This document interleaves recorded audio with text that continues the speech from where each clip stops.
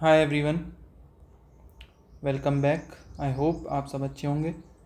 So we are going to start with June science and tech portion. I know कि मैंने पहले मई का कर दिया था अपलोड, बिकॉज मैं भूल गया था कि मैंने जून अपलोड नहीं किया। इस वजह से मई पहले अपलोड हो गई, मई की मैगज़ीन, एंड जून की मैगज़ीन अब अपलोड हो रही है। तो यानी कि हम दिसंबर से मई तक आ चुके हैं। And now we are going to cover January, Feb and March portion maximum.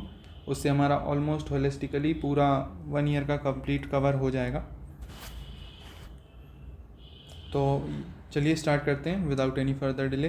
तो पहला जो साइंस एंड टेक में आर्टिकल आया है, it is about, I am sorry just a second, ये बैकग्राउंड नॉइज।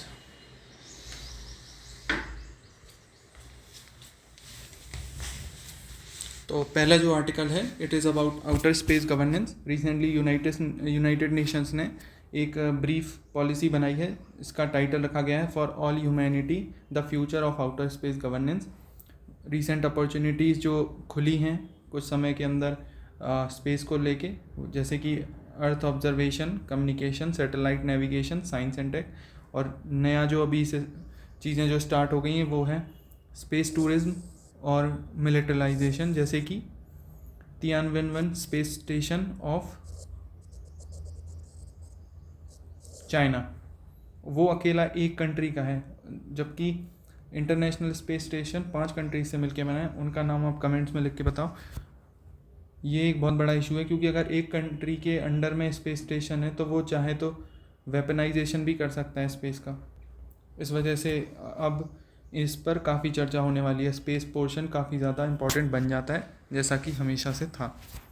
तो एग्जिस्टिंग कैसे गवर्नेंस है वो देख लेते हैं एक बार। तो अभी फ़िलहाल में 1958 में एक United nation office of outer space बनाया गया था, जिसका हेडक्वार्टर न्यू दिल्ली में है। इट इज़ इम्पॉर्टेंट, नीचे है 5 अभी ट्रीटीज़ हैं जो इंटरनेशनल स्पेस को कवर करती हैं, which is one is outer space treaty 1967 में, दूसरी है रेस्क्यू ट्रीटी, तीसरी है लाइबिलिटी कन्वेंशन, चौथा है रजिस्ट्रेशन कन्वेंशन, पांचवा है मून एग्रीमेंट। इंडिया ने इसमें से 4 कवर कर रखे हैं अदर देन मून एग्रीमेंट, क्योंकि मून एग्रीमेंट है जो मून और रिलेटेड अदर सेलेस्टियल बॉडीज़ के ऊपर कवर करता है, उसे हमने कवर नहीं किया है। हमने outer space, rescue, liability, registration convention, इन सब पे कवर किया है। इन सब के नाम में आप समझ पा रहे होंगे कि क्या कैसे हैं। ये जो आउटर स्पेस ट्रीटी है, ये ट्रीटी है प्रिंसिपल और गवर्निंग एक्टिविटीज़ जो एक्सप्लोर कर रहे हैं आउटर स्पेस को, उनसे रिलेटेड। दूसरी है रेस्क्यू एग्रीमेंट, कि अगर कल के दिन कोई एस्ट्रोनॉट्स फंस जाते हैं तो उन्हें रेस्क्यू करने की लाइबिलिटी सिर्फ उस कंट्री की नहीं है जिसके वो रेस्ट्रोनॉट हैं। अगर कोई और कंट्री भी हेल्प कर सकती है तो वो करना चाहिए, उसके ऊपर एग्रीमेंट है। तीसरा है लाइबिलिटी, अगर कुछ डैमेज कॉज होता है किसी कंट्री के प्रोग्राम की वजह से तो उस कंट्री की लाइबिलिटी बनती है टू रेक्टिफाई दैट। चौथा है रजिस्ट्रेशन कन्वेंशन, कि कोई भी लॉन्च होने से पहले रजिस्ट्रेशन करवाना, कि उसे स्टोर करवाना कि आपके कौन से लॉन्चेस हुए हैं, क्या हुआ है और स्पेस में क्या ऐसा भेजा गया है फ्रॉम अर्थ। और ये मून एग्रीमेंट जैसे इंडिया फॉलो नहीं करता। नीड क्यों है मैकेनिज्म की? रिसोर्स एक्टिविटीज़, स्पेस डेब्रीज एक बहुत बड़ा इशू है।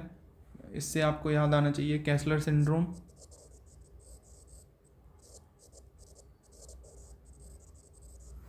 कैसलर सिंड्रोम, और space traffic coordination, prevention of conflict in outer space, यानी कि वेपनाइजेशन ऑफ स्पेस, ये लिखा हुआ है। इन्हीं सब को लेके ये बात हुई थी, और ये इन्हीं के लिए ये ब्रीफ पॉलिसी है। और ये है United nation office for outer space affairs, ये न्यू दिल्ली में इसका हेडक्वार्टर है। 102 कंट्रीज़ इसकी मेंबरशिप है, इंडिया भी इसका मेंबर है, as you can know. Next है ब्रेन कंप्यूटर इंटरफेस। एक्चुअली में यूएस एफडीए ने, फूड एंड ड्रग्स एडमिनिस्ट्रेशन ने, एलॉन मस्क की न्यूरालिंक चिप को ह्यूमन ट्रायल्स के लिए अलाउ कर दिया है, इस वजह से ये न्यूज़ में है। अब ह्यूमन लिंक चिप क्या है? अगर आपने जॉन अब्राहम की रिसेंट मूवी अटैक का ट्रेलर भी देखा है, देन आई थिंक आप समझ गए होंगे कि क्या है वो चिप। ये ब्रेन में इम्प्लांट करेगी और ये 100 टाइम्स मोर ब्रेन कनेक्शन यानी साइनेप्सेस बनाएगी विद न्यूरॉन्स, जैसे एक नॉर्मल ह्यूमन बींग में बनते हैं। मतलब ह्यूमन बींग की कैपेसिटी इनहेंस हो जाएगी हर चीज़ को करने की। ये है इसका काम। इसे कहते हैं ब्रेन कंप्यूटर इंटरफेस, BCI। इसमें 3 डिवाइसेस होते हैं। डिवाइस जो डिटेक्ट करता है इनकमिंग सिग्नल्स को ब्रेन से आने वाले, और कंप्यूटर प्रोसेस जो एनालाइज करता है ब्रेन की एक्टिविटी को, और एप्लीकेशन जो डिवाइस कंट्रोल। जैसे मान के चलिए इसमें पूरा अच्छे से समझाया हुआ है कि अगर ब्रेन की एक्टिविटी हुई है कि पहले ये जो इसमें हेड टाइप की पहनी हुई है, ये एक ट्रैकर्स हैं, ये आप इसमें देख पा रहे हो। इसे कहते हैं इलेक्ट्रोफेलोग्राफी।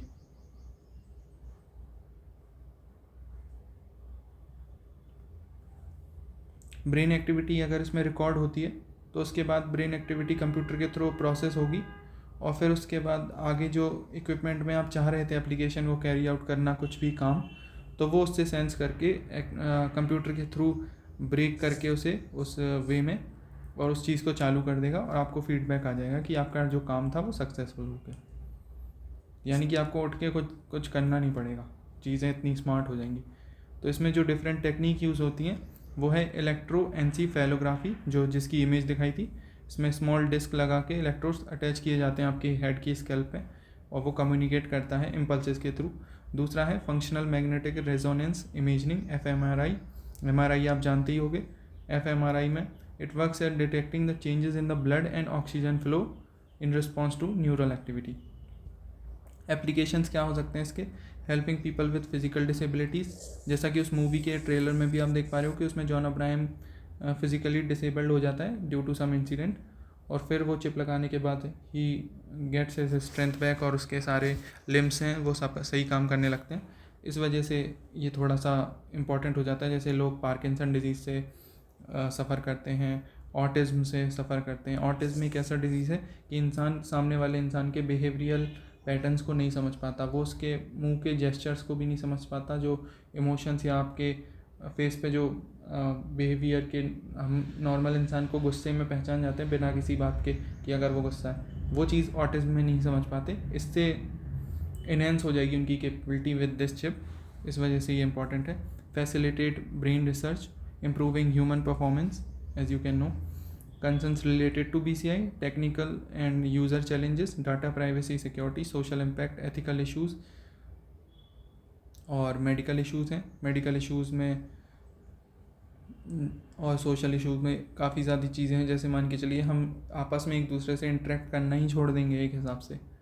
ब्रेन में ये न्यूरॉन्स के बारे में है कि brain is made up of millions of cells called neurons, और ये न्यूरॉन्स एक दूसरे से काम करते हैं कोऑर्डिनेट करके, कॉल्ड साइनेप्सेस। ये एक साइनेप्स बनाते हैं एक दूसरे के साथ, उसके थ्रू ये वर्क करते हैं रेगुलरली। ये लिखा हुआ है a nerve impulse is transmitted from one neuron to another through junctions called synapses. 2 type के साइनेप्सेस होते हैं, chemical साइनेप्सेस, electrical साइनेप्सेस।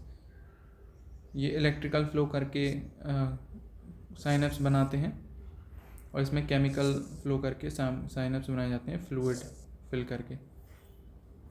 So this is not important for prelims perspective.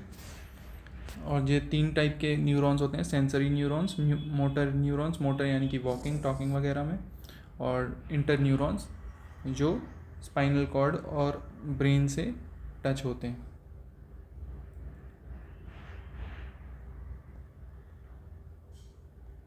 Next है ग्रेविटेशनल वेव्स, जिस पे हम काफ़ी ज़्यादा बात कर चुके हैं, अभी फिर से कर लेते हैं एक बार कि ग्रेविटेशनल वेव्स ये जो रिपल हैं एक्चुअली में,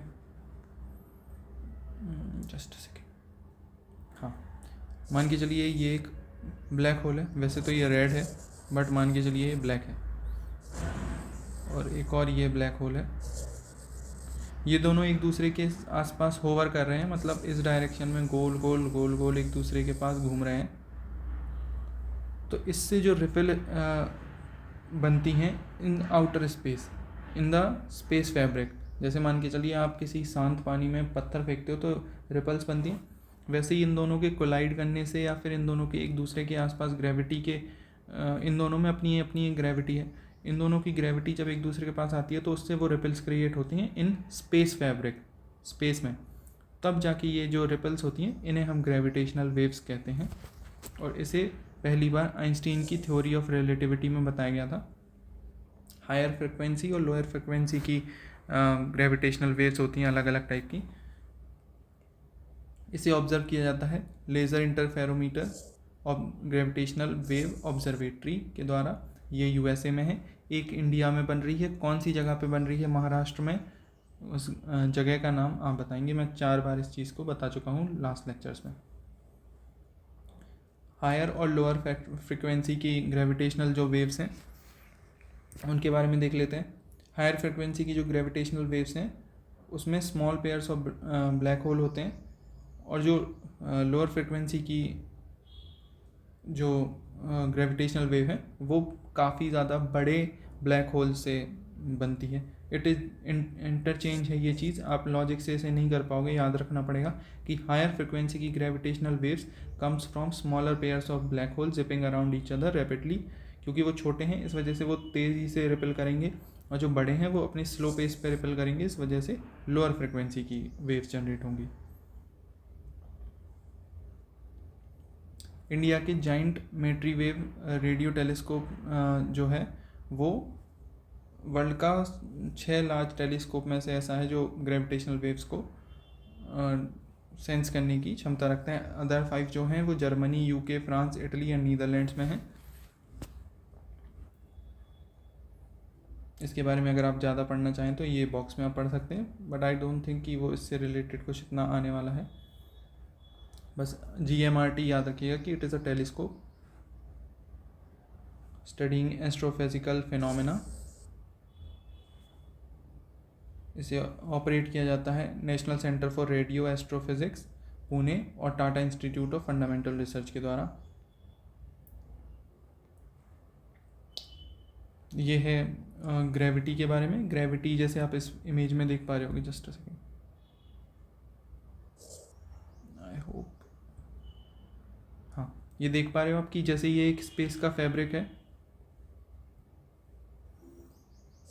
और ये हैं हमारे सेलेस्टियल बॉडीज़। जैसे मान के चलिए ये सन है, तो यहाँ पे आसपास आप देख रहे हो बैंड हो चुका है, एज यू कैन सी। ये है ग्रेविटी का असली इफेक्ट कि it is bending of space time which is given by Einstein. But इससे पहले जब आइजैक न्यूटन ने किया था तो उन्होंने ये बताया था कि अट्रैक्ट तो करती हैं, पर अट्रैक्ट क्यों करती हैं ये दो बॉडीज़ एक दूसरे को, ये चीज़ आइजैक न्यूटन ने नहीं बताई थी। ये जाके आइंस्टीन ने इस bending of space time theory यानी थ्योरी ऑफ रिलेटिविटी से बताई है, तब जाके ये चीज़ समझ में आई है। That's why it is important.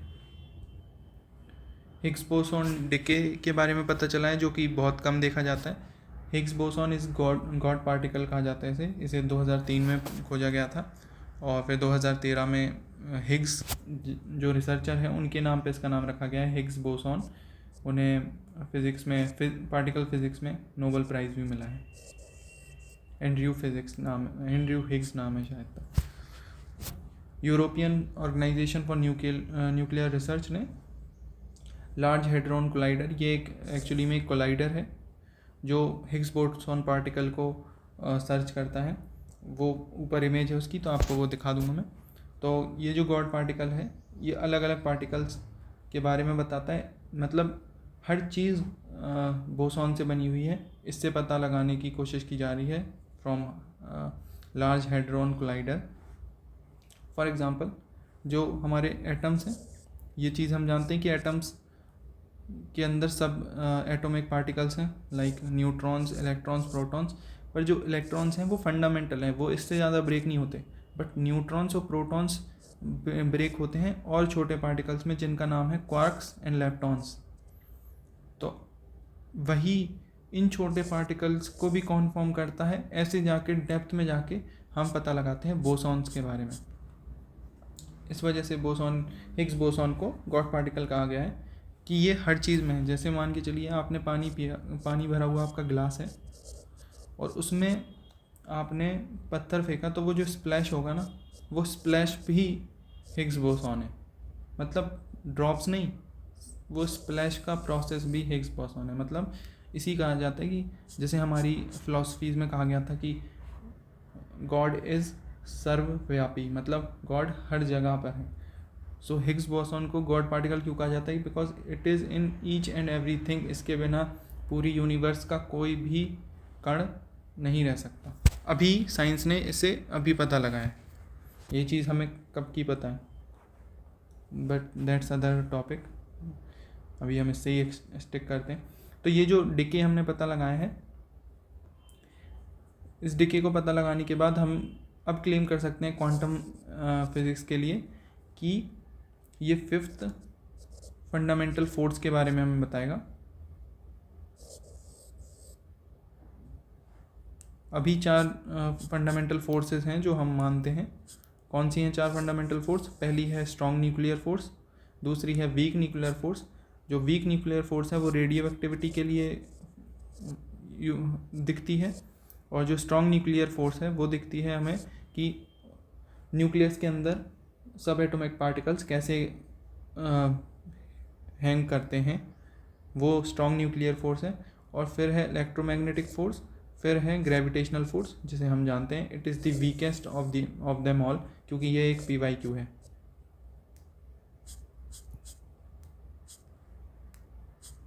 तो ये आप डायग्राम देख सकते हो कि पार्टिकल की हायरार्की कैसी है। मैटर्स, फिर मॉलिक्यूल, फिर एटम न्यूक्लियस, फिर विद प्रोटॉन, फिर प्रोटॉन और न्यूट्रॉन, फिर ये क्वार्क्स, लेप्टॉन्स, इनके बारे में अलग अलग है, फर्मियंस। तो ये हिग्स बोसॉन डीके के बारे में था, it is God particle. Properties Higgs की देख लेते हैं कि इसका जो इलेक्ट्रॉन वोल्ट है it is 125.35 giga electron volts, जो 133 टाइम्स मास है ऑफ प्रोटॉन की, क्योंकि इन हिग्स बोसॉन पार्टिकल्स का मास बहुत ज़्यादा होता है। स्पिन स्केलर पार्टिकल्स हैं, 0 स्पिन होता है इनमें, और बहुत शॉर्ट लाइफ टाइम होता है इनका। Standard model of particle physics में आता है ये याद रखिएगा, बट इतना कुछ इंपॉर्टेंट नहीं आएगा। क्वेश्चन ऐसा आ सकता है कि what are leptons, what is Higgs boson, large hadron collider कहाँ है? तो ये जो centre for European organization for nuclear research, इसका भी हेडक्वार्टर न्यू दिल्ली में है। 2 बॉडीज़ हो चुकी हैं जिनका हेडक्वार्टर दिल्ली में है, वो आप याद रखिएगा। और इसकी जो लार्ज हेड्रॉन कोलाइडर है, ये एक वर्ल्ड की मोस्ट पावरफुल पार्टिकल एक्सेलरेटर है, जिससे हम हिग्स बोसॉन के बारे में पता लगाते हैं। उसकी एक इमेज मैंने ऐड की थी, ये है। ये 27 किलोमीटर्स में फैली हुई बॉडी है, फ्रांस और स्विट्ज़रलैंड के बीच में। और इसमें ये एक्सपेरिमेंट्स होते हैं जिससे हम यहाँ से यहाँ से हम एक फील्ड कन्वर्ट करते हैं जिसे कहते हैं हिग्स फील्ड। उसके थ्रू हम पता लगा पाते हैं हिग्स बोसॉन पार्टिकल के बारे में, बहुत स्पीड में पास थ्रू करके। जैसे ये लिखा हुआ 27 किलोमीटर्स। ये इसके अलग अलग एलिमेंट्स हैं, जैसे एटलस, CMS, कॉम्पैक्ट, मोन, सोलॉन्ड, solenoid.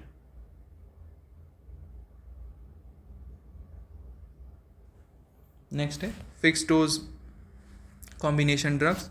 Ministry of Health and Family welfare ने कुछ फिक्स डोज कॉम्बिनेशन ड्रग्स को बैन कर दिया है, उन्हें मैन्युफैक्चर करने से ही बंद कर दिया है। इनमें से काफ़ी ज़्यादा आपने फेमस भी सुने होंगे, जैसे नीमेसोलाइड एंड पैरासीटामोल। इन सबको साथ में देते थे, उन चीज़ों को बंद कर दिया है। जैसे ये एग्जांपल है, अलग अलग मिलीग्राम्स में दे के एक फ़िक्स डोज बना देते थे एट्रिप्ला नाम का, और उसे दे देते थे। पर इससे काफ़ी ज़्यादा ये भी हो सकता है कि किसी इंसान को साइड इफ़ेक्ट होने के चांसेस हैं। अगर लेट्स से कि पर्सन ए है, उसे इस चीज़ को लेके साइड इफ़ेक्ट होते हैं, he is prone to get side effect, and person be उसे फ़र्क नहीं पड़ता, तो अब दोनों खाएंगे तो यही एट्रिप्ला। जब आप फिक्स डोज बनाओगे तो इस वाले को साइड इफ़ेक्ट होंगे, इस वाले को कुछ नहीं होगा। ये भी तो एक दिक्कत की बात है ना। बट अगर हम मान के चलिए हम अलग अलग डोजेस लेते तो हम इस चीज़ को कैंसिल कर देते ये वाले के लिए। तो ये एक इशू है फिक्स डोज ड्रग से। तो हमारे यहाँ पे जो मैकेनिज़्म है जो प्रोसेस करता है, वो एक बार देख लेते हैं कि कैसे एक ड्रग पास होता है। तो हमारे यहाँ पे जो भी न्यू ड्रग्स आता है उसे ड्रग्स कंट्रोलर जनरल का लाइसेंस चाहिए होता है, अप्रूवल चाहिए होता है। और ये जो Drugs Controller General of India है वो Central Drugs Standard Control Organisation को हेड करता है, जो इंश्योर करते हैं quality of drug supply across the country. ये Ministry of Health and Family Welfare के अंदर आता है, CDSCO। ऐसे ही एक बॉडी है स्टेट लेवल पे, बट इसका मैकेनिज्म अच्छा नहीं है, इस वजह से इसे बैन करना पड़ा है ministry of Health and Family welfare को, जिसका नाम है CSDCO यानी स्टेट ड्रग्स कंट्रोल ऑर्गेनाइजेशन। तो ये मैकेनिज्म है फिक्स डोज ड्रग्स के लेके। और इनका मेरिट्स क्या था कि इनसे एफिकेसी बढ़ती थी, कि एडवर्स इफेक्ट होने के चांसेस कम हैं, बट कई लोग जो पहले से ही प्रोन हैं उस चीज़ को लेके, पर उनके बॉडी में वो जाएगी बिकॉज उसमें फिक्स डोज उस चीज़ की डली हुई है, तो वो एक इशू हो जाता है। Increased efficacy, reduced cost, simpler logistic of distribution. पर डीमेरिट्स क्या है? मिसमैच हो सकता है, जो कंपोनेंट जो साथ में आने नहीं चाहिए थे कई बार वो भी आ सकते हैं, और वो एक दूसरे को कन्फ्लिक्ट में आ जाए, वो हो सकता है। इफेक्टिवनेस क्वेश्चनेबल है। एंटी माइक्रोबियल रेजिस्टेंस को बढ़ावा दे सकता है। शेल्फ लाइफ कम कर सकता है। ये एक इशूज़ हैं इसके साथ। तो FDCs को लेके काफ़ी ज़्यादा सजेशन भी आए हैं, बट ये मीन्स के पर्सपेक्टिव से ज़्यादा इंपॉर्टेंट है as compare to prelims perspective. Prelims के हिसाब से सिर्फ ये बॉडी इंपॉर्टेंट है जो बनाती है DCGI एंड CDSCO। नेक्स्ट है सिकल सेल अनीमिया। ये एक इनहेरिटेड डिजीज़ है। ऑनरेबल PM ने इसे लॉन्च किया था मध्य प्रदेश में, national sickle cell anaemia elimination mission. Sickle cell disease एक हीमोग्लोबिन डिसऑर्डर है। हीमोग्लोबिन आप जानते होंगे जिससे रेड कलर आता है ब्लड में, और ये इनहेरिटेड होता है फ्रॉम द पेरेंट्स। और इसमें क्या होता है कि जो शेप है नॉर्मल सेल का वो इस सिकल की तरह हो जाता है, और इस वजह से वो ब्लड वेसल्स में आके कन्फ्लिक्ट में आ जाता है और टकराने लगता है। तो इससे पेन बहुत होता है इंसान को एक तो, और ब्लड फ्लो भी बहुत ख़राब हो जाता है। ये एक बहुत बड़ा इशू है। फिर इसका जो एक ही अभी तक थेरेपी है, it is haematopoietic stem cell therapy. इसमें स्टेम सेल चेंज किए जाते हैं from the bone marrow of the person. और India in terms of sickle cell anaemia is second worst affected country. और ट्राइबल पॉपुलेशन में इसका काफ़ी ज़्यादा फैलाव है। आप अगर देख पाओ तो अराउंड 20% ट्राइबल चिल्ड्रन अफेक्टेड हैं इससे, और वो उनकी डेथ हो जाती है रीचिंग द ईयर ऑफ 2। तो इसके ऑब्जेक्टिव्स क्या हैं ये देख लेते हैं। ऑब्जेक्टिव्स बहुत नॉर्मल होते हैं, बोल बच्चन होता है, तो आप एक बार नॉर्मल तरीके से भी आप अपना लॉजिक से भी काम कर सकते हो। बेनिफिशरीज कौन कौन से हैं? बेनिफिशरीज हैं 0 से 18 वाले लोग, entire group population up to 40 years, जो नेशनल हेल्थ मिशन का पार्ट है। इनिशियली जो फोकस होगा वो 17 स्टेट्स पे होगा जहाँ पे ये ज़्यादा हो रहा है, जिनमें से गुजरात, महाराष्ट्र, MP, राजस्थान, झारखंड, छत्तीसगढ़ हैं। और 7 करोड़ लोगों को करीब करीब कवर करेंगे स्क्रीनिंग के लिए, काउंसलिंग के लिए। और इसमें कन्वर्जेंस होगा, जैसे कि इंटीग्रेट करेंगे एग्जिस्टिंग मैकेनिज्म, जैसे प्रधानमंत्री सुरक्षा मातृत्व अभियान और नेशनल हेल्थ मिशन के अंडर है उसको भी कन्वर्ज किया जाएगा, यानी कि फीमेल्स को जो इस PM सुरक्षा मातृत्व अभियान के अंदर आती हैं उन पे भी काफ़ी ध्यान दिया जाएगा for sickle cell anaemia. I am so sorry. Next है स्टेम सेल। ये मैं आपको बता चुका हूँ। There are 2 types of cell in our body. One is germline cell, next is stem cell, somatic cell.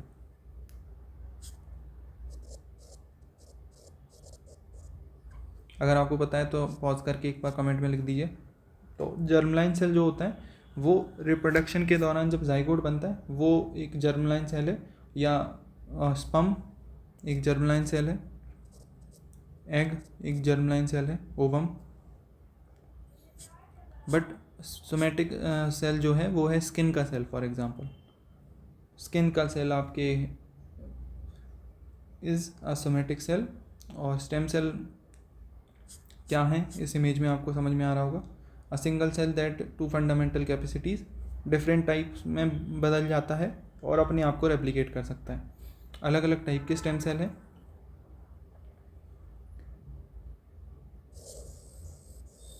हम सब एक स्टेम सेल ही से बने हैं।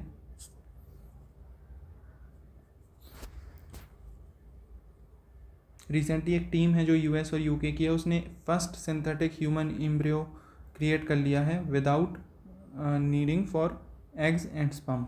इस वजह से ये न्यूज़ में है। तो ये 4 टाइप के जो स्टेम सेल हैं इन्हें देख लेते हैं। वन इज़ टोटीपोटेंट, दूसरे हैं प्लोरीपोटेंट, तीसरे हैं मल्टीपोटेंट, चौथे हैं यूनिपोटेंट। टोटीपोटेंट जो होते हैं जैसे जायगोट, यानी कि इससे हम पूरा ह्यूमन बींग बनेगा, स्किन भी आएगी, आईज भी आएंगे, लिप्स भी आएंगे, हाथ भी आएंगे, पैर भी आएंगे, बोन्स भी आएंगी। ये है टोटीपोटेंट, ये किसी भी फॉर्म में जा सकता है। दूसरा है प्लोरीपोटेंट, जो 3 टाइप के फॉर्म्स में आ सकता है, जैसे कि एक्टोडम, मीजोडम, एंडोडम। ये एम्ब्रियोनिक स्टेम सेल्स हैं एम्ब्रियो के बनने के बाद। फिर है मल्टीपोटेंट, जो 2 टाइप्स में चेंज हो सकता है, वाइट ब्लड सेल्स और red blood cells for example. फिर है यूनिपोटेंट, जैसे स्किन सेल, जो सिर्फ स्किन यानी कि स्किन ही बन सकती है, वो हाथ पैर कुछ नहीं बन सकता।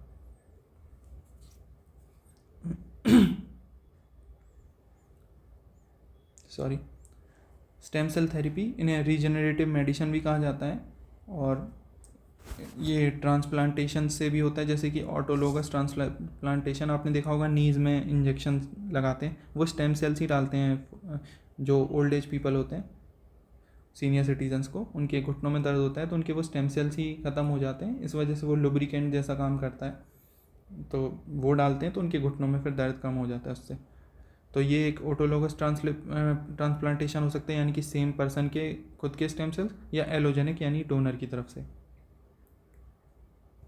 इंडिया ने प्रमोट करने के लिए NACSCRT एक थेरेपी रिसर्च सेंटर लॉन्च किया है, और institutional committee of stem cell research बनाई है फॉर स्टेम सेल थेरेपी।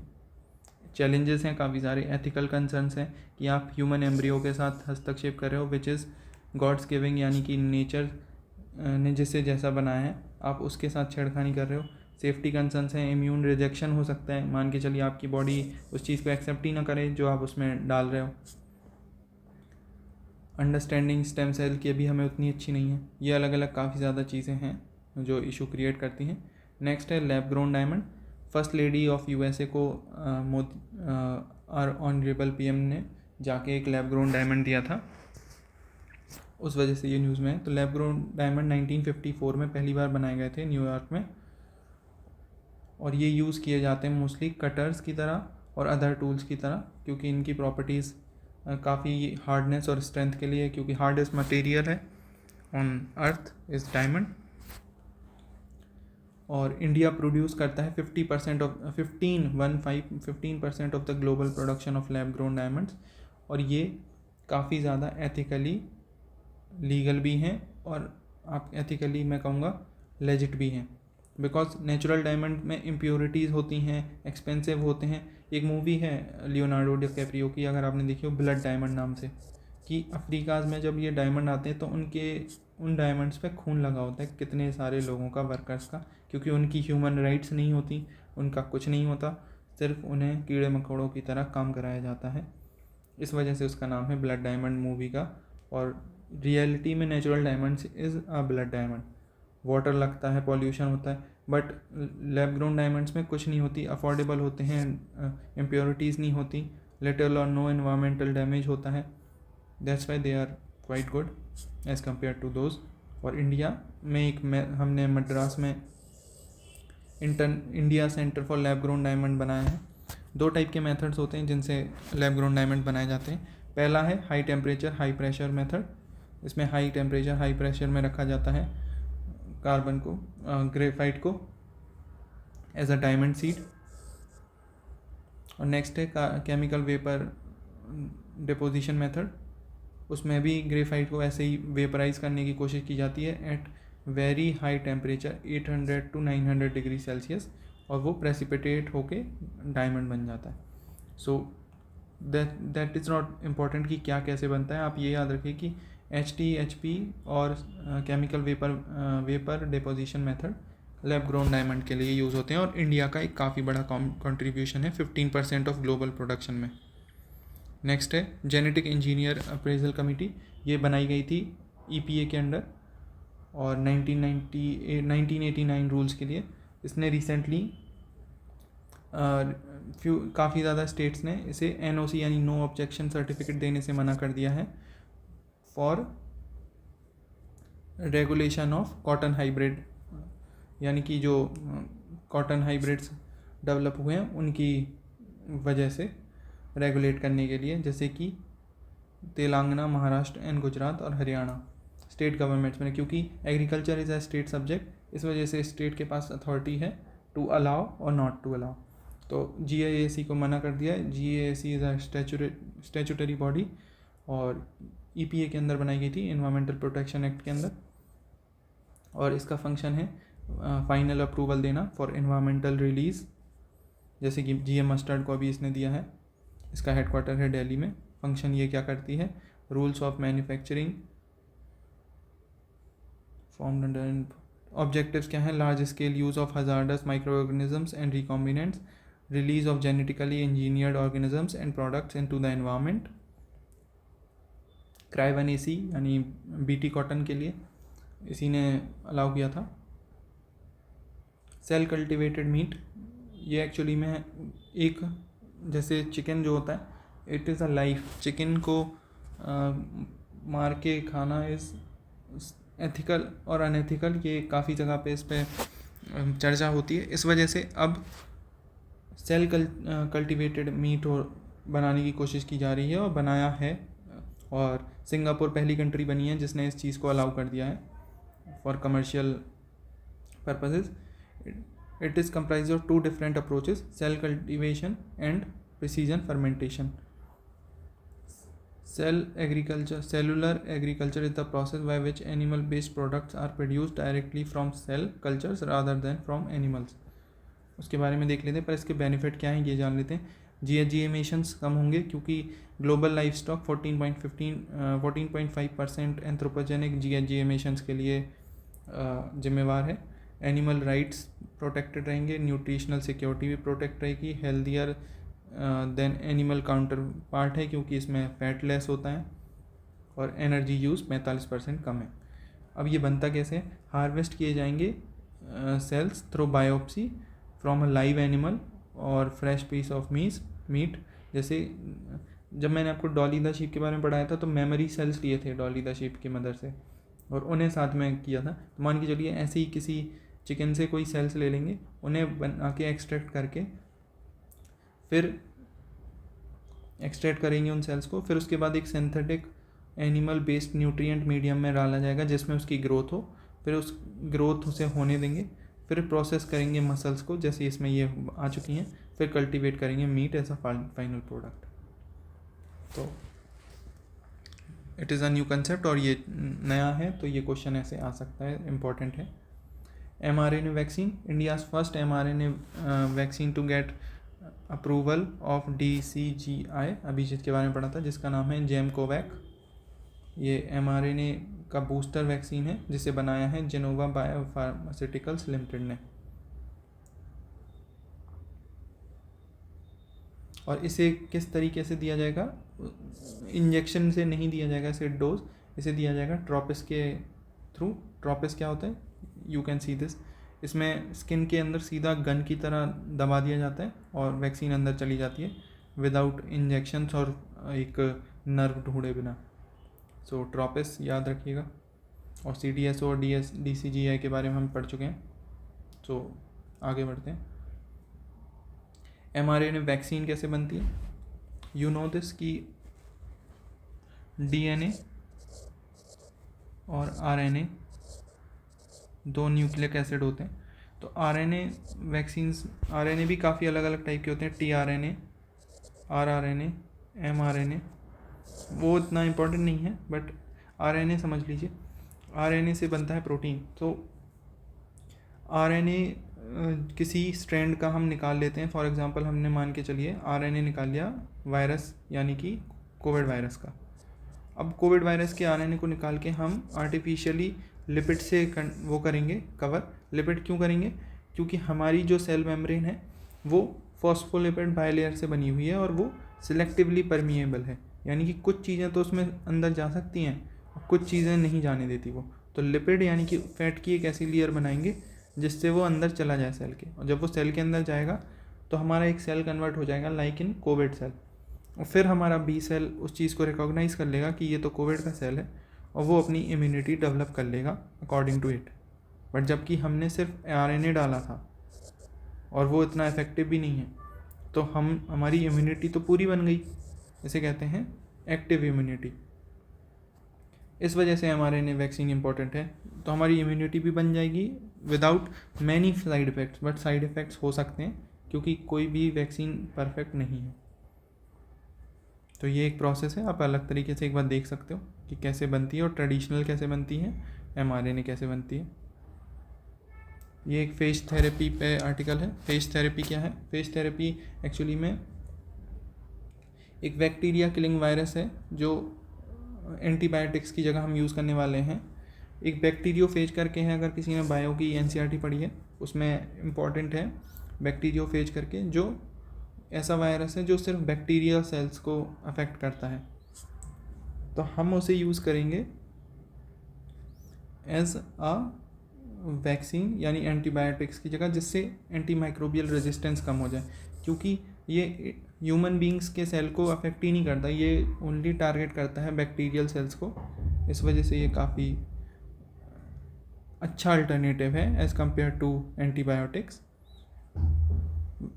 जैसे कि देख रहे हैं हम कि in contrast to many antibiotics which remove harmful bacteria while simultaneously decimating mycobacteria triggered a new set of problems. Each phase has evolved to more narrowly target bacterial strains rather than human beings. क्योंकि ये बहुत ज़्यादा फ़र्क है bacterial cells में और human cells में, तो ये ह्यूमन सेल्स को अफेक्ट ही नहीं करता।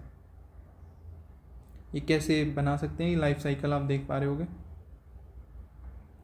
Attached and inject viral genome into the cell, cell में हम इसे डालेंगे और ये रेप्लिकेट करवाएंगे और फिर होस्ट जीनोम के अंदर जाके रेप्लिकेशन करवाने के बाद फिर असेंबली में से रिलीज़ करेंगे, फिर न्यू वायरसेस डेवलप होंगे ऐसे। लेप्टोस्पायरोसिस ये एक बैक्टीरियल डिजीज़ है जो होता है एनिमल्स के फीसीज से या फिर एनिमल्स के फ्लूइड से। ह्यूमन बींग्स में ये ट्रांसमिट हो जाता है। इसके सिम्टम्स हैं कुछ डेंगू मलेरिया जैसे, और आपको फीवर आएगा, नौशिया फील होगा।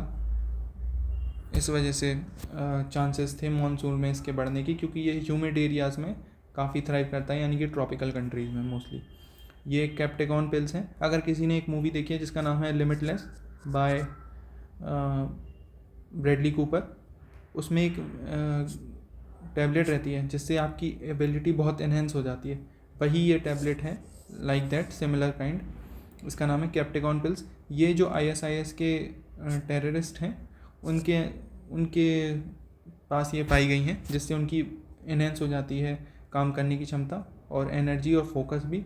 नर्वस सिस्टम का स्टिमुलेंट है, ये स्टिमुलेट कर देता है आपके नर्वस सिस्टम को, और आप लंबे टाइम तक बिना खाए पिए भी कर सकते हो। हमने ये मुंबई अटैक में कसाब के पास भी देखा था। Next is फोनॉन्स। फोनॉन्स और फोटॉन्स में डिफरेंस हम पता करेंगे। Scientist have successfully split phonons demonstrating their quantum properties and ability to manipulate and control quantum states. Phonons are quasi-particles that represent collective vibration of atoms and molecules in a solid material. Photons क्या है? Photons tiny packets हैं energy के जो light में आते हैं, जैसे हम जानते हैं ये चीज़, photo electric effect, photo voltaic cells, जो फोटो यानी लाइट, और फोनॉन्स हैं जो साउंड वेव के थ्रू आते हैं। इनका जो मीडियम होता है वो एयर और वाटर होता है। Presently linear optical quantum computing uses photons, हम फोटॉन्स यूज़ करते हैं क्वांटम कंप्यूटिंग में, और particles of light as qubits, but इसकी जगह हम फोनॉन्स को भी यूज़ कर सकते हैं। यही ये चीज़ बताना चाह रहा है। Next article is project Tara. Alphabet की यानी जो गूगल की पेरेंट कंपनी है, उसने एक नया प्रोजेक्ट पे काम करना स्टार्ट कर दिया विच इज़ लाइफाई। उसका नाम है तारा। लाइफाई क्या है? लाइफाई एक्चुअली में लाइट की तरह है। लाइट वाईफाई जैसा होता है, वैसे ये बस लाइट के थ्रू हमें सिग्नल्स और वाईफाई जैसा नेटवर्क मिलेगा, और ये लाइफाई को यूज़ करेगा, इसी वजह से इसका नाम है Tara. Outdoor optical wireless communication. और ये शॉर्ट डिस्टेंसेस पे। बस आपको एक चीज़ याद रखनी पड़ेगी कि ये एडवांस टेक्नोलॉजी है as compare to WiFi, but इसकी जो डिस्टेंस कवरेज है वो वाईफाई से कम है। क्यों जैसे मान के चलिए अगर आप इस कमरे में हो और इस कमरे में वो लाइट जल रही है जिसके थ्रू आपके नेटवर्क्स आ रहे हैं, पर आप दूसरे कमरे में जाओगे तो वहाँ नहीं आएगी बिकॉज वॉल्स हैं चारों तरफ, बट वाईफाई में ये चीज़ नहीं होती। इस वजह से इसकी जो स्पीड तो इसकी बहुत ज़्यादा है बट इसकी कनेक्टिविटी थोड़ी कम है एज़ कम्पेयर टू वाईफाई। और उसी वजह से ये जो प्रोजेक्ट तारा है ये इंपॉर्टेंट हो जाता है क्योंकि ये connectivity as compare to normal WiFi ज़्यादा देता है और लॉन्ग डिस्टेंस तक हम इसे ट्रांसमिट कर सकते हैं डाटा को। It can transmit data high speeds up to 20 Gbps bidirectional through up to 20 kilometre distances. इस वजह से ये इम्पॉर्टेंट है। तो प्रोजेक्ट तारा क्या है ये याद रखिएगा। Hiroshima AI process at recent G7 summit Japan leaders initiated Hiroshima AI process. Hiroshima AI process will be established through G7 working group in cooperation with OECD and Global Partnership on Artificial Intelligence. Global Partnership on Artificial Intelligence एक बार Google पे search करके आप ज़रूर पढ़िएगा। It is important for the prelims perspective.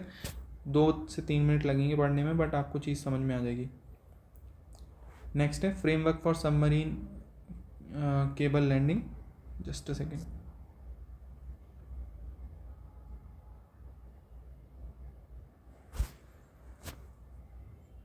Framework for submarine cable landing in India telecom regulatory authority release की है licensing framework. ये क्या होता है कि सी के अंडर हम केबल्स डाल रखी हैं हमने और उसी के थ्रू हमारा डाटा आता है जाता है। अभी भी रिसेंटली करंटली जो आप कवर कर रहे हो वो उसी के थ्रू हमें दूसरे देश में या से यूरोप से कनेक्टिविटी हमने पूरी लाइंस डाल रखी हैं अमेरिका से यूरोप तक कनेक्शंस के लिए। सबमरीन केबल्स और केबल लैंडिंग स्टेशंस उसी के बारे में रिसेंट गाइडलाइंस आई हैं from try the telecom regulatory authority of India. Environmental impact assessment और कोस्टल रेगुलेशन जोन की क्लियरेंस की ज़रूरत है थ्रू सरल संचार पोर्टल। ये सब आता है डिपार्टमेंट ऑफ टेलीकॉम के अंडर। कोरोनल मास इजेक्शन और solar eruption maintains constant temperature for 6 year. Actually में 2017 में कोरोनल मास इजेक्शन हुआ था सन के सरफेस पे। ये क्या होता है, ये बर्स्ट होता है सन की हीट का और जिसकी वजह से हमारी ग्रेविटेशनल मैग्नेटिक फील्ड पे इफेक्ट आता है अर्थ की। तो ये Aryabhatta research institute and observational sciences Nainital ने बताया है कि एक्चुअली में नॉर्मली जो होना चाहिए था वो जो टेम्परेचर है वो कम होना चाहिए था बट अभी भी 6 साल बाद भी वो कांस्टेंट ही है। इस वजह से ये इशू है। तो कोरोनल मास इजेक्शन क्या है, is a giant cloud of solar plasma drenched with magnetic field lines that is blown away from sun often during strong and long duration solar flares और it contains particles जो radiation फैलाते हैं। उसी की वजह से काफ़ी ज़्यादा चीज़ें जैसे हमारी सैटेलाइट फेलियर हो सकता है, पावर आउटेजेस हो सकते हैं। ये क्वेश्चन 2022 प्रीलिम्स में आया था, लोगों ने उसमें एक सुनामी वाला स्टेटमेंट था उसको लेके काफ़ी कन्फ्यूजन हुआ था। सो इस वजह से काफ़ी इम्पोर्टेंट टॉपिक है ये जेमिनिड मीटियोर शावर हुआ है उसमें। तो मीटियोर शावर क्या है, मीटियोर्स क्या है, ये कैसे होता है कि कोई कॉमेट है उसके जो फ्रेगमेंट्स बचे हुए हैं वो जब हमारी अर्थ के एटमॉस्फेयर में आते हैं तो वो बर्न करने लगते हैं। उस वजह से वो ट्रेल दिखती है जो चेन द टेल, उस वजह से लगातार वो फ्रेगमेंट्स हमारे एटमॉस्फेयर को क्रॉस करते हैं और जलने लगते हैं। इस वजह से वो इकट्ठे हमें शावर की तरह लगते हैं। सो ये एक जेमिनेड मेटेओर शावर है। कौसाई मून, कौसाई सैटेलाइट, एक मून देखा गया है अर्थ को रोटेट करता हुआ और इसकी जो टाइम फ्रेम है ऑर्बिट करने का सन के वो एग्जैक्टली सेम है एज अर्थ। तो एक्सपर्ट इसे मान रहे हैं कि ये 100 BC से वैसा ही है और इसका नाम जो रखा गया है वो है कैमोलेवा। ईरान ने फर्स्ट अपनी हाइपरसोनिक मिसाइल शो की है, इसका नाम है फतेह। हाइपरसोनिक मिसाइल कौन सी होती है? जिसकी स्पीड 5 माक यानी स्पीड 5 टाइम्स मोर होती है then speed of sound. Hypersonic weapons दो टाइप के होते हैं, एक ग्लाइड व्हीकल होता है जो रॉकेट में ले जाके लॉन्च किया जाता है, दूसरा होता है क्रूज मिसाइल। क्रूज मिसाइल कौन सी है? हाइपरसोनिक नहीं है हमारी, सुपरसोनिक क्रूज मिसाइल है BrahMos. Air breathing high speed engines होता है जैसे कि स्क्रैमजेट और रैमजेट। एडवांटेज क्या है? ये यूज़ करती है hypersonic kinetic energy derive from motion and destroy unhardened targets underground facilities. could enable responsive long range strike options against distant defendant. The US China lead hypersonic weapons program. China ने अपनी recently एक fractional orbital bombardment system hypersonic missile के through show किया था और US काफ़ी डर गया था इस चीज़ को लेके। टाइटैनिक सबमर्सिबल, यूएस नेवी ने स्टेट किया है डिटेक्टेड साउंड।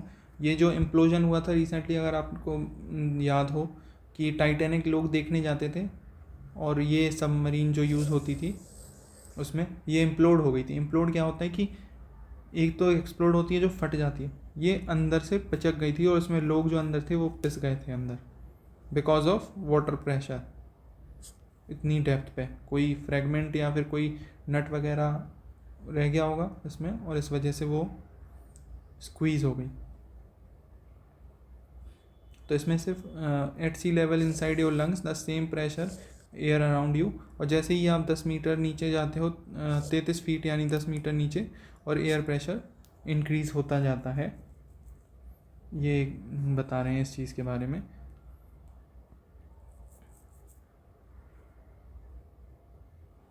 और ये जो सबमरीन थी जिसका नाम था टाइटन, इसका जो शेप था वो ही अजीब सा था, इस वजह से इक्वली डिस्ट्रीब्यूशन नहीं था, इस वजह से वो इम्प्लोड हो गई।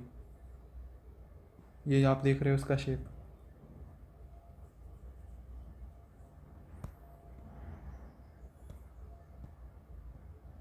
Next is centralised laboratory network. Indian council of medical research और नेशनल इंस्टीट्यूट ऑफ वायरोलॉजी ने ज्वाइन कर लिया है सेंट्रलाइज्ड लेबोरेटरी नेटवर्क, जो वैक्सीन्स को टेस्ट करेगा आगे आने वाले कभी आउटब्रेक्स को लेके। इसमें काफ़ी 13 कंट्रीज़ की टेस्टिंग एजेंसीज शामिल है, इस वजह से ये जो कोएलिशन है ये इंपॉर्टेंट हो जाता है। ये प्रिपेयर्डनेस के लिए है, ग्लोबल ग्रुप है, standardise methods and materials for testing.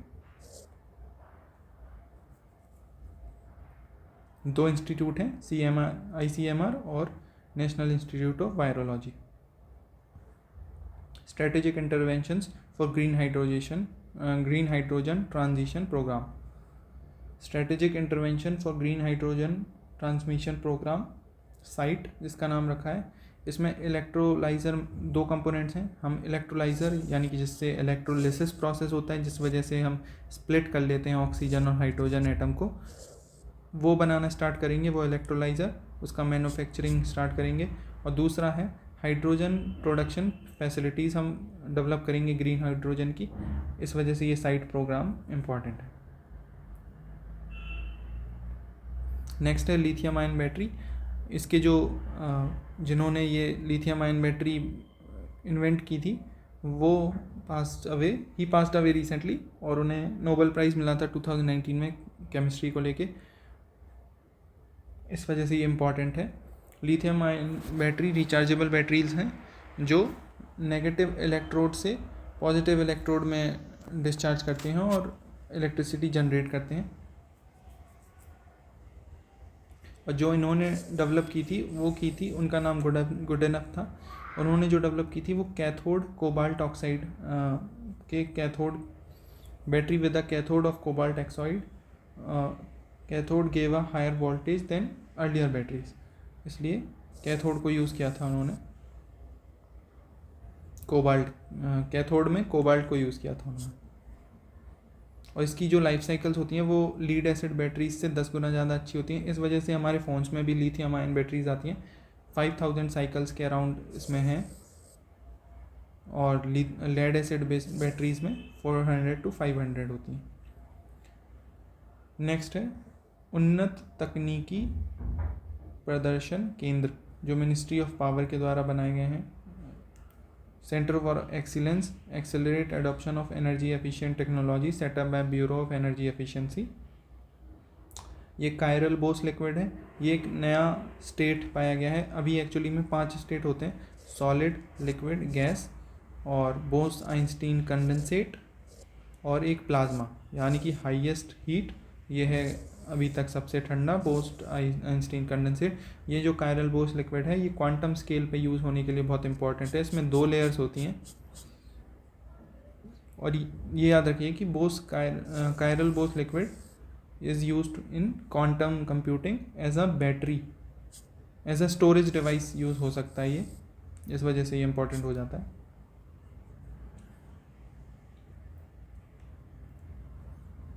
So that's it. I hope कि ये हेल्पफुल रहा होगा। और देखिए प्रीलिम्स के हिसाब से हमें उतना डेप्थ में नहीं जाना होता है, इसलिए मैं बहुत ज़्यादा डीपली नहीं पढ़ाता हूँ। एक्चुअली में हम कवर करते चलें उतना ही जितना इम्पोर्टेंट है। अब जैसे DCGI के बारे में हमें जानना ज़रूरी है, और हमें CDSCO के बारे में जानना ज़रूरी है कि कैसे हमारा मैकेनिज़्म काम करता है फॉर ड्रग डिलीवरी या ड्रग्स के मैन्युफैक्चरिंग के बारे में। पर अब हमें हर चीज़ जाननी ज़रूरी नहीं है कि उससे क्या होगा क्या नहीं होगा। वो हम अपने लॉजिक से भी लगा सकते हैं कि अगर हम अंधाधुंध किसी भी चीज़ को अप्रूवल देते रहेंगे तो उससे हमारी जनता या फिर एक हेल्थ पे अफेक्ट नेगेटिव ही होगा, और कार्टिलाइजेशन होने के भी चांसेस हैं। तो ये एक इम्पॉर्टेंट चीज़ है। तो आप सिर्फ उस चीज़ तक स्टिक रखिए जो अभी प्रीलिम्स के हिसाब से इम्पॉर्टेंट है। 70 डेज़ रह गए, जल्दी से जल्दी मैं कवर करवाता हूँ। ये ख़त्म होने के बाद फिर हम हिस्ट्री कवर करेंगे। मेरा हिस्ट्री में मैं आपको बता दूँ 13 क्वेश्चन आए थे हिस्ट्री से, 13 से 15 के बीच में, मॉडर्न हिस्ट्री को हटाने के बाद। मॉडर्न हिस्ट्री से 2-3 क्वेश्चन थे, 2 या 3, तो पूरा मिला के 13 थे, और मिडेवल और एंशंट से आई थिंक 11 क्वेश्चन थे। 11 में से मैंने अटैम्प्ट किए थे 9 क्वेश्चन, और मेरे 9 के 9 सही हैं।